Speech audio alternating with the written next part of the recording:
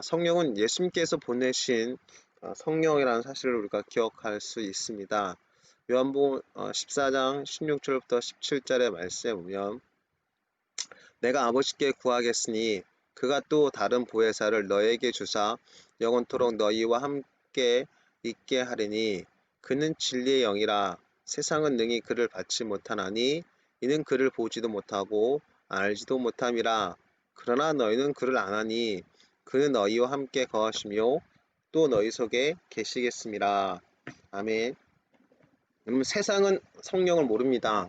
사실 예수 믿는 사람들의 가장 큰 특권이 뭐냐 하면 성령을 받은 것이에요. 왜냐하면 예수님은 이 땅에 계시지 않거든요. 예수님은 하나님 보좌 우편에 계십니다. 근데 이 땅에 예수님을 대신해서 역사하시는 분이 바로 성령이세요. 근데 이 성령이 바로 예수의 영이고 하나님의 영이시라는 사실들을 우리는 성경에서 보았습니다. 그래서 예수님께서 보내시는 이 성령은 제자들에게 있어서 이렇게 볼 수 있는 거죠.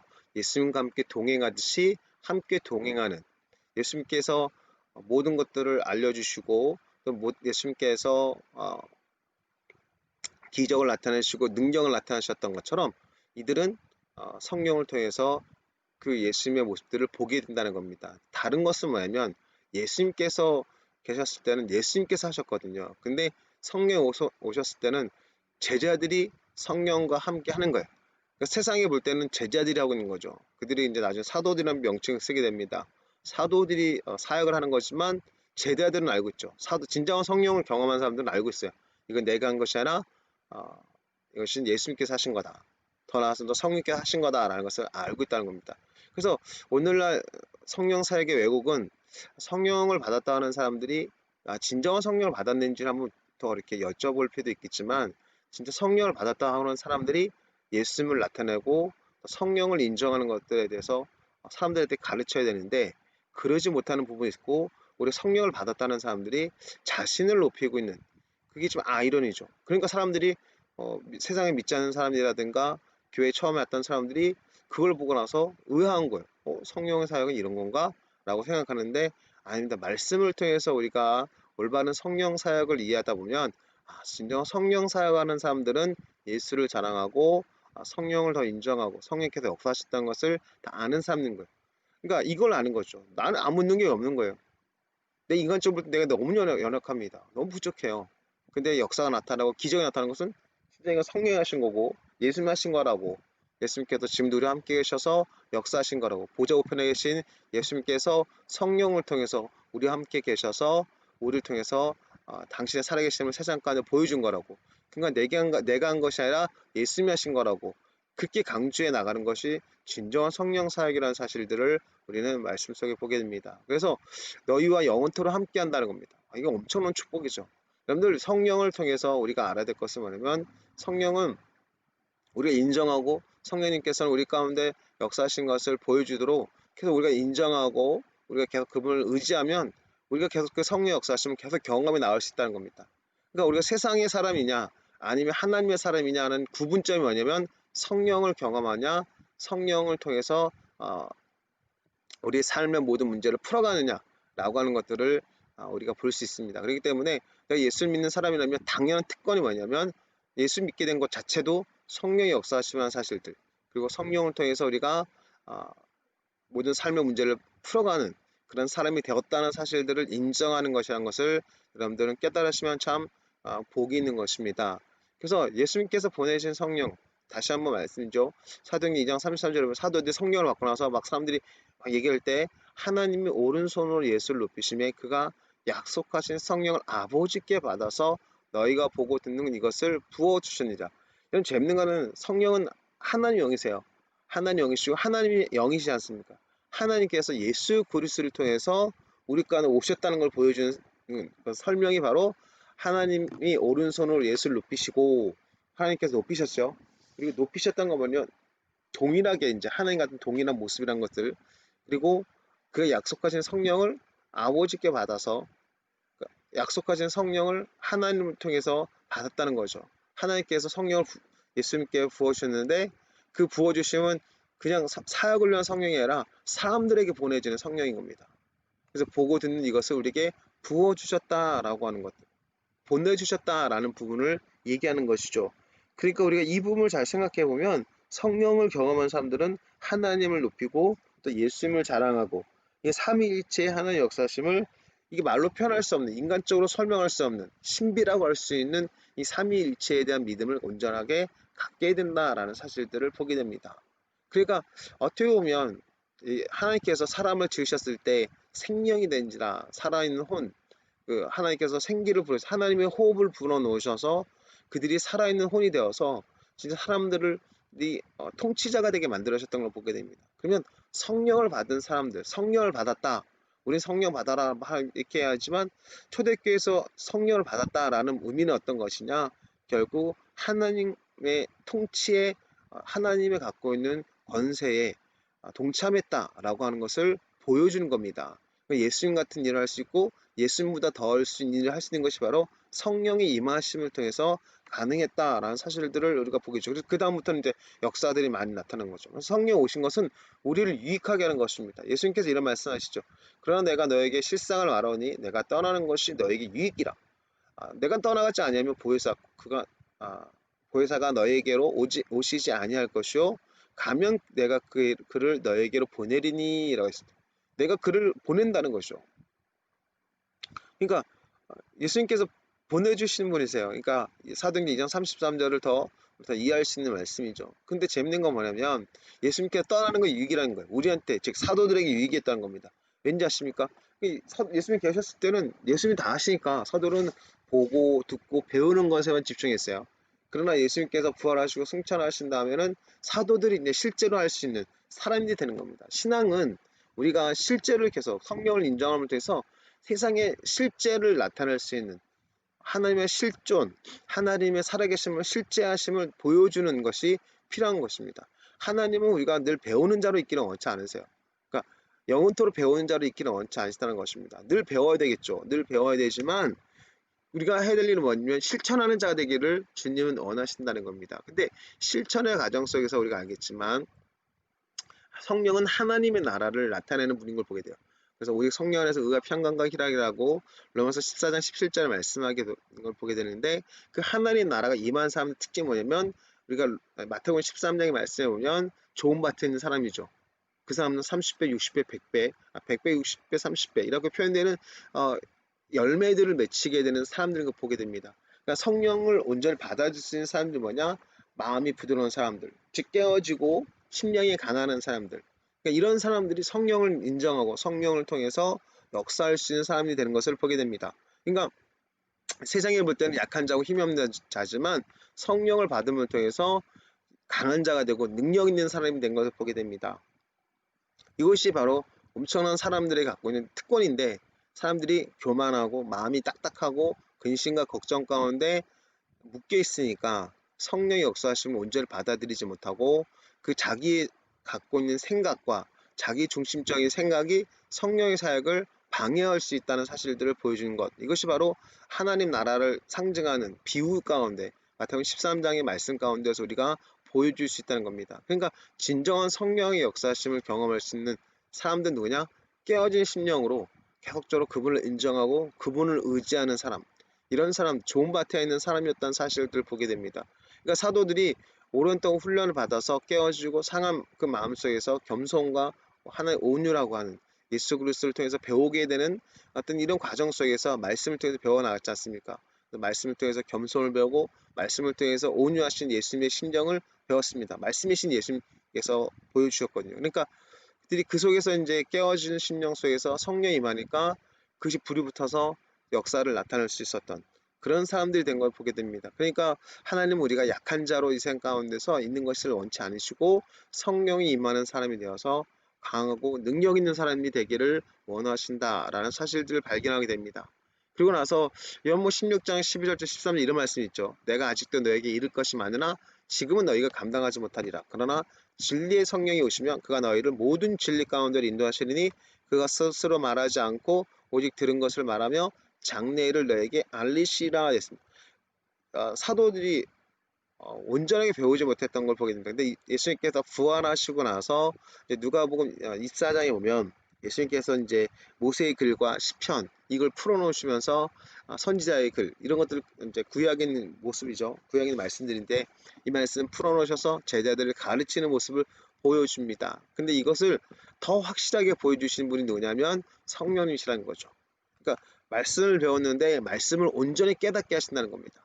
우리가 진리의 말씀을 깨닫고 진리의 말씀을 경험할 때 이것을 확증시키고 더 확실히 알게 하신 분이 누구냐면 성령이세요. 그러니까 여러분들이 말씀을 읽고 또 말씀을 암송하고 말씀 묵상하는 건 참 어렵거든요. 쉽지 않습니다. 근데 이 말씀을 읽고 그냥 묵상하고 안 되더라도 계속 암송해 놓으면 나중에 그 성령께서 이 말씀을 더 진리를 보여주시고 알려주시는 우리가 그런 것들을 경험할 수 있게 되는 것입니다. 그렇기 때문에 신앙은 진정한 신앙은 결국 성령을 의지함을 통해서 우리가 온전한 진리를 깨닫는 것이라는 사실들을 보여주죠. 그래서 성령의 인도를 받는 사람들은 진리 가운데로 인도를 하게 됩니다. 근데 예수님께서 이런 말씀을 하죠.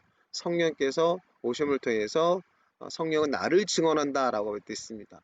근데 예수님께서 자기 자신이 말씀이란 것들을 이제 직접적으로 말씀하지 않고 진리라고 말씀하시는 거고, 그러니까 진리가 곧 말씀이지 않습니까? 그러니까 사도 요한이 요한복음 1장부터 1장 1절부터 태초에 말씀이 계시니라 이 말씀 육신이 되었다라고 선포하는 겁니다. 그러니까 예수님이 1장 요한복음 1장 1절부터 14절 말씀은 사도 바울의 선언인 것을 보게 돼요. 사도 요한의 선언인 것을 보게 됩니다. 이 부분은 좀 더 우리가 더 깊이 한번 볼 수 있는 시간. 그래서 그것은 성령을 통해서 깨달음이 왔기 때문에 가능했던 거. 그래서 성령은 태초에 있었던 말씀이었던 예수님을 밝히 보여줬다는 사실들을 우리가 보게 되는 것입니다. 그래서 성령이 아니면 예수님을 주님으로 인정할 수 없어요. 많은 사람들이 교회 다녀, 나 예수님 영접했어 라고 하는데 그 영접하게 된 것이 바로 성령이 통해서 영접하게 된 겁니다. 마음을 오픈하고 마음을 열어서 하는 말씀을 받아들이고 예수님을 영접할 수 있는 것은 성령께서 그렇게 하신 겁니다. 그러면 그 다음부터 한 일이 뭐겠습니까? 예수를 믿는 사람들은 진정 교회를 다니면서 내가 예수 믿었다 하는 사람들은 성령을 이석도 인정해 나가야 되는 거예요. 성령을 통해서 우리가 예수를 영접했기 때문에 예수님을 주님으로 고백했기 때문에 성령을 계속적으로 인정함을 통해서 예수님의 주되심, 예수님의 통치하심, 예수님께 역사하신 것을 경험해 나가는 것이 참으로도 중요하다는 것입니다. 성령이 임하는 것은 우리를 유익하게 하는 것이라고 말씀하고 있어요. 각 사람에게 성령을 나타내시면 유익하게 하려 하심이라 됐습니다. 우리가 유익하게 인생에 살면서 유익할 수 있는 비결은 뭐냐면 성령을 인정하고 성령과 함께 동행할 때라는 것을 보여준 겁니다. 11절에도 보면 이 모든 일은 같은 한 성령이 행하사 그의 뜻대로 각 사람에게 나눠 주신 것이라 했습니다. 그러니까 우리가 이 땅 가운데 살면서 여러 가지 문제들이 있고 여러 가지 상황들이 있습니다. 그러나 이 모든 것들을 이겨나갈 수 있도록 도와주신 분이 바로 성령이세요. 그러면 각 사람에게 나눠주시는데 그의 뜻대로 나눠주신다 됐습니다. 그럼 어떻게 나눠주겠습니까? 성령께서 보시고 이 사람이 갖고 있는 문제를 풀어가게 하는 데 있어서 이 은사가 필요하겠구나. 그래서 이 은사를 부으신 겁니다. 그럼 은사를 사람은 자랑할 것이 아니라 자랑은 누구를 자랑하냐면 주 안에서 자랑을 말씀드렸지 않습니까? 자랑은 주님을 자랑하는 거예요. 주님을 자랑하고 이것은 성령께서 역사하신 거라고. 그러니까 특별하게 더 주님을 더 자랑하는 것이 진정한 성령을 경험한 사람들의 모습인 것을 보게 됩니다. 그러니까 성령을 진짜 경험한 사람들은 주님 안에서 이 모든 문제를 해결할 수 있는 사람인 것을 보여주죠. 그러니까 여러분들이 계속적으로 어떤 상황이 됐을 때 은사를 자랑하는 사람이 있다면 이 사람이 진짜 성령의 사람인가? 이 사람이 진짜 예수 그리스도 안에 있는가? 한 번쯤 뭐 의심이라기보다는 한 번쯤 물어볼 필요가 있다는 거예요. 그 사람한테 직접 물어볼 수 없지만 우리 스스로 한번 질문 던져보는 거죠. 그러니까 말씀의 질문을 던지는 거죠. 말씀이 기준점이 있으니까 말씀이 우리 가운데 말씀하신 것이 있기 때문에 성경의 질문을 해본 거예요. 성경에 있는 말씀 통해서 이 사람이 진짜 하나님의 사람인가? 성령의 사람인가? 이 사람이 진짜 하나님의 성령을 통해서 역사하는 사람인가? 라고 질문을 던질 수 있는 것이죠. 그러니까 성경을 통해서 우리가 그 답을 찾아가다 보면 진짜 성령의 사람인지 한번 점점점 하게 생각할 수 있는 거예요. 그러니까 지금 여러분들이 중요하게 생각해야 될 것은 뭐냐면 성령의 역사심은 결국 우리를 유익하게 하는 겁니다. 그러니까 우리가 유익하는 데 있어서 잘 생각해 보십시오. 어떤 사람이 유익한다라고 쓰는 건 뭐냐면 삶의 문제가 해결된다는 겁니다. 가난한 자에게는 그 가난이 해결되는 것이고 질병 있는 사람들은 질병이 해결되는 것이고 어떤 상황과 환경 가운데서 관계의 문제, 사람들 만남, 사람들 관계 속에 문제가 있는 사람들은 그 관계가 회복되는 것이 바로 문제의 해결이 되는 것을 보게 됩니다.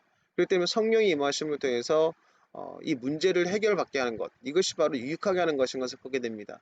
그래서 지혜 말씀의 은사, 지식의 말씀의 은사, 병고침의 은사, 예언의 은사, 방언의 은사, 방언통변 은사, 이런 능력 행함의 은사, 믿음의 은사, 이런 은사들의 모습을 보다 보면 다 우리를 유익하게 하는 겁니다. 근데 그걸 잊어버리고 그 은사에만 초점 맞추는 거야. 난 이런 은사가 있어. 난 이런 은사가 있는 것 같아. 쟤는 저런 은사가 있는 것 같고, 야, 우리 이런 은사가 있나 봐. 이렇게 하면서 자기들이 은사를 자랑하는 거예요. 여러분들 생각해 보시죠. 선물 받은 걸 자랑하는 거 좋을 수도 있어요. 그렇지만 선물 받은 목적이 뭡니까? 그걸 쓰라는 거죠. 예, 그 쓰라고 하는 겁니다. 그래서 그 사용함을 통해서 우리가 문제를 해결받았어. 이렇게 얘기할 수 있어요. 사람들께. 내가 예수님 믿고 나서 이런 문제가 있는데 해결받지 못했는데 예수님을 믿고 나니까 예수님께서 이 문제를 해결해서 도와주셨어. 어떻게 도와주냐면 성령께서 나와 함께 하심을 통해서 성령 은사를 베풀어 주셔서 이 은사를 통해서 이런 문제를 해결할 수 있었어. 나도 몰랐던 은사가 풀어졌어. 지혜가 풀어졌고 때때로 내가 알지 못했던 것들을 알 수 있도록 인도해 주시는 그런 은사들을 풀어줬어. 이렇게 하면서 그 예수님께서 역사하셨던 것을 간증하고 자랑하는 것이 진정한 성령을 경험하고 또 성령을 통해서 우리의 유익함을 경험할 수 있는 사람이라는 사실들을 보게 된 겁니다. 그래서 우리가 다 한 성령으로 다 한 성령을 마시게 되었다는 사실들을 보여주는 거죠. 그런 육에 속한 사람은 하나님의 성령의 일들을 받지 않습니다. 이는 그것들이 그들에게 어리석게 보인다고 됐습니다. 어리석게 보이고 그것들을 알 수 없고 또 그런 일은 영적으로 분별된다고 됐습니다. 그래서 고린도전서 3장에 보면 그 교회가 알아야 되는데 육에 속한 사람이란 것은 믿지 않는 자라고 할 수 있는데 너희들이 아직까지 믿지 않는 사람처럼 육신에 속았다. 왜냐하면 너희 가운데 시기와 분쟁이 있으니 어찌 육신에 속하여 사람을 따라 행하는 것이 아니냐라고 얘기하는 겁니다. 우리가 좀 여기서 생각해야 될 것이 뭐냐면 육에 속한 사람은 성령의 일들을 받지 않아요. 성령의 일들이라는 것은 성령의 은사들이라든가 우리를 유익하는 데 있어서 계속 성령을 의지하지 않는다는 겁니다. 왜냐면 어리석게 보이거든요. 이 문제는 내가 풀어야 되는 거 아니야? 이 내 문제 이거 내 상황 이걸 내가 해결해야 되는 거 아니야? 라고 생각하는데 그러지 않는다는 겁니다. 그러니까 어리석게 보이는 거죠. 그리고 영적으로 이것이 분별되는데 그것들을 알 수가 없습니다. 왜냐하면 성령의 사역을 알 수가 없는 거예요. 그건 영적으로 성령께서 알려주셔야지만 분별될 수 있기 때문입니다. 그래서 여러분들 성령의 사역을 경험한 사람들은 결국 성령을 더욱더 의지하고 성령과 함께 동행하는데 집중하는데 성령을 경험하지 못하니까 사람들이 그것들을 모르니까 성령을 의지하지 못하는 거예요. 내가 내 문제를 풀어야 되는 것 같고 이 상황과 환경을 내가 해결해 나가야 되는 것처럼 보여준다는 겁니다. 그렇지만 우리가 생각해야 될 것은 뭐냐면 성령을 의지하면 성령을 알고 성령을 의지하게 되면 우리 삶의 모든 문제를 해결해 줄 수 있는 열쇠들을 우리가 받게 된다는 사실을 알게 되면 이게 진정한 하나님의 축복이라는 것을 보게 됩니다. 그래서 저는 하나님의 축복이 뭐냐? 우리는 복을 달라고 많은 사람들 기도하는 분들이 있는데 진정한 하나님의 축복이 뭐냐면 성령이 임하신 거예요. 그러니까 성령을 의지하는 자체가 우리가 복받는 비결입니다. 성령을 의지하고 성령과 함께 동행하는 자체가 우리 문제를 해결받는 것 아니겠습니까? 그러니까 하나님께서 구하는 자가 성령을 주시지 않겠냐? 마태복음에 이것이 좋은 것이라 말씀했던 걸 보게 되는데 그것이 바로 우리 삶을 유익하게 하기 위해서 성령이 오신 거예요. 그러니까 성령이 오신 목적 자체가 우리를 유익하게 하는 겁니다. 아담의 권세가 회복됐다? 성령을 받은 것이 바로 아담의 권세가 회복됐다라고 말할 수 있는 것이죠. 근데 육신에 속한 사람들은 시기와 분쟁이 있습니다. 자기중심적이거든요. 그러니까 자기중심적으로 생각해보면 성령의 사람들은 어떤 사람이냐면 좋은 밭의 사람이라 볼 수 있어요. 30배, 60배, 100배 열매 맺히는데 들과 돌짝, 가시떨기 이 모습은 우리의 육신에 속한 삶의 모습인 겁니다. 아직도 육신이 강한 거죠. 그러니까 하나의 말씀이 결실하지 못하게 하는데 성령의 사람들은 말씀이 역사할 수 있도록 자기 자신을 내어드리는 겁니다. 근데 중요한 건 뭐냐면 이 육신에 속했다는 것은 뭐냐면 시기와 분쟁이 있다라고 볼 수 있는데 시기와 분쟁이 뭐겠습니까? 자기보다 남이 높아지면 그걸 싫어하는 거고 그리고 자기에게 유익이 되는데 자기 유익을 위해서 서로 싸우는 것 이것이 분쟁이지 않습니까? 여러분들 막 정의, 진리 얘기하지만 사실 다 자기 유익인 거죠. 자기에게 유익하면 진리고 정의인 거고 자기에 불리하면 불이고 다른 겁니다. 근데 중요한 건 뭐냐면 이 부분에 대해서 진정한 정의를 나타낼 수 있는 힘이 뭐냐면 성령을 의지할 때라는 사실들을 우리가 보게 된 겁니다. 그리고 육신에 속한 사람들은 사람을 따라 행한다고 했습니다. 바울에게나 아볼에게다 베드로에게 예수님에게 자기 팔을 나눈 거죠. 그러니까 자기가 기준인 거예요. 사람을 따라 행한다는 건 뭐냐면 자기가 기준되었던 것이라고 말할 수 있어요. 자기 마음대로 하는 거죠. 자기 기분대로 하는 거예요. 그러니까 육신에 속한 것이죠.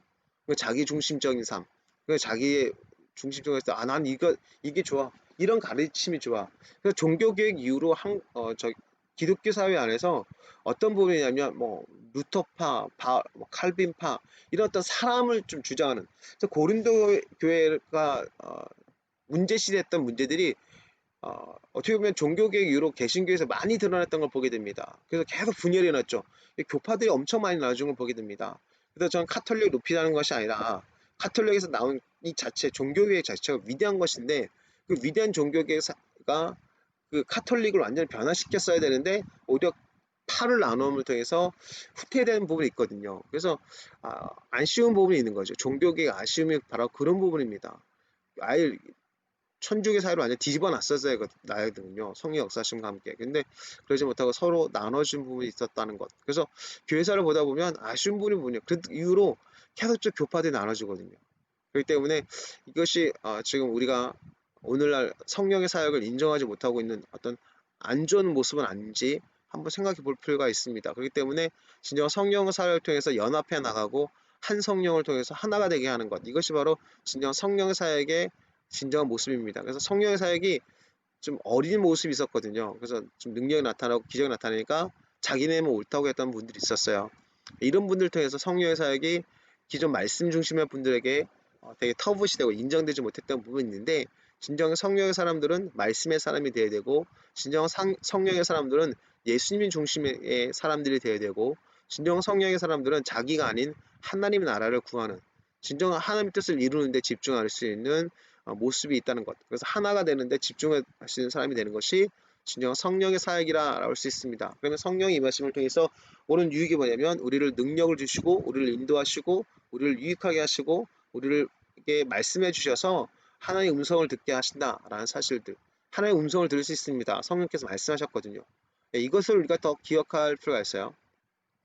그리고 또 성령께서 우리에게 어떤 언어를 주십니다. 이것이 방언의 기도인데 그래서 방언 기도를 많이 하신 분들이 있다면 그 유익함을 계속 계속 좀 누리십시오. 그걸 그냥 믿지 못하니까 그 성령의 사역을 육신에 속한 사람들은 어리석게 보인다 그랬지 않습니까? 방언 기도가 사람들보다 가장 어리석게 보이는 모습이에요. 그래서 방언 기도를 이해한다 자체가 진짜 성령을 받은 사람. 그러니까 내가 방언 기도 못할지라도 지혜 말씀에서 지식의 말씀에서 이런 성령을 통해 은사를 받은 사람들은 방언 기도를 터부시하지 않습니다. 나쁘게 보지 않거든요. 방언 기도 은사가 있나 보다라고 생각할 정도인데요.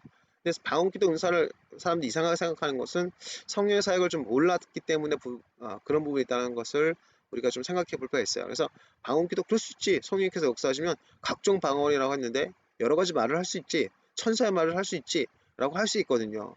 근데 이것을 모르니까 자꾸만 사랑만 중요하는데 고린도전서 13장을 보면 사랑을 강조하기 위해서 여러분 은사를 터부시한 게 아니에요. 그러면 한 장의 성경을 편지를 썼던 사도 바울이 여러 장을 써야 되죠. 1장 쓰고 2장 쓰고 따로 나오는데 고린도 전서라고 하는 하나의 편지 안에 다른 내용을 담을 수 없는 겁니다.